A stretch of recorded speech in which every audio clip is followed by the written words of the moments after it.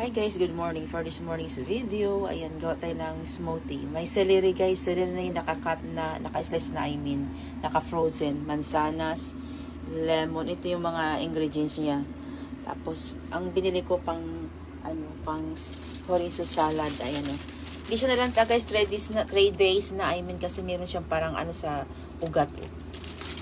Parang nakapulupot. Kasi kadalasan walang ganyan nalalanta mga abutin ng 3 days sa Okay. Ito yan guys, yan. Horinso salad. Sarada horinso ang gamit. Para masarap talaga. Ilagay ko na yung apple guys. Tapos ayan na yung horinso.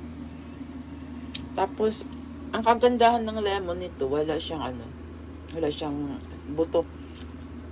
Tsaka i-squeeze ko na lang guys kasi hindi na magkasya dun kung ilagay ko lahat yan. Ilagay ko na yung luya guys, then horinso na next.